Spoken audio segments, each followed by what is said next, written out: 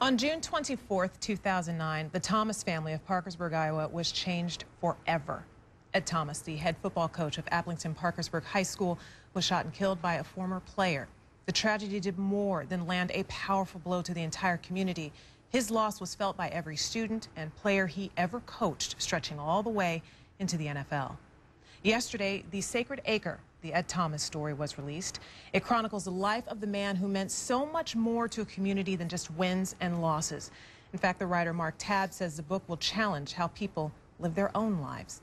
And I am luckily joined by the Thomas family right here on Sports Center, widow Jan, sons Aaron and Todd. And thank you so much, first of all, for being with us here on Sports Center. 2 years now removed from such a tragedy. How are you doing? Pretty well, just moving forward each day, each and every day. How has your life changed since that day? Very dramatically. I don't know if I can even explain the little changes, but all the notoriety around Ed. Sometimes you don't realize the impact someone's having when you're living in the moment, but after the fact, it's been pretty huge. So. Yeah, Todd, Aaron, you both coached with your father. You continue to coach at that school now. With regards to that aspect of your lives, the coaching aspect of things, how has that changed for you? You know, it's different every Friday. You know, you miss seeing him running out on the field. You know, Friday nights for Dad was a very special time for him. But, you know, as far as coaching goes and with the new head coach that we have, you know, the great thing is a lot of the intangibles that Dad taught are still being taught today, which is a great thing.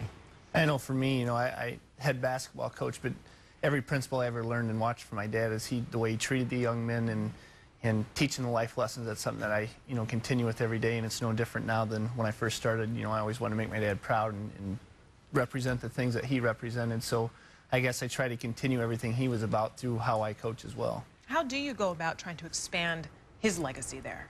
Well, you know, I think a lot of different things. I think just in our actions are the biggest way if we can continue that. And we were fortunate enough, you know, Casey Wigman, who starts with the Chiefs, came with the idea to start the Ed Thomas Family Foundation.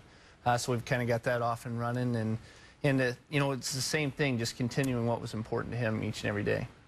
The book here, The Sacred Acre, the Ed Thomas story, your thoughts about this chronicled story here?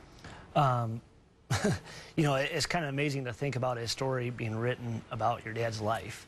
But you know, going forward, you're excited about the possibilities of, you know, some of the lives that might be able to change. And you know, people read it and see how a man that came from a town of 2,000 people inspired and, you know, just the impact he had on all the people. You know, hopefully somebody will understand the type of impact that they can have going forward, which could be a very powerful thing that the book could accomplish for us. What do you want to see come out of this book?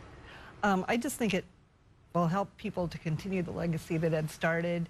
And like Todd said, the influence one person can have. Ed's whole goal in his life was to make these young men and women that he coached and taught better adults later on, better dads, husbands, community members, and I went for the gals too. So the little things that you can do can have a huge impact on other people, just in the way you act and the way you treat other people. What would Ed himself say about this book? I don't know if he would know what to say if he knew a book was written about him. He'd probably be just a little bit uncomfortable with the whole concept of that, just because he wouldn't understand why anybody would write a book about him. But he did some great things while he was with us, and like I said, those are things you don't necessarily realize at the time. So the opportunity to continue what he tried to teach is huge for us.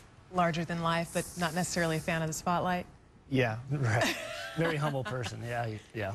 Well, we understand why the book was written, and we certainly hope people read the story and get from it who this man truly was. We appreciate you guys taking the time to be with us here on Sports Center and throughout the day. And know that it's not easy, but your story is a fabulous story, and he is a fabulous man, and we hope that legacy continues on. Thank you. Thanks for having us. Aaron and Todd, thank you guys so much for being with us.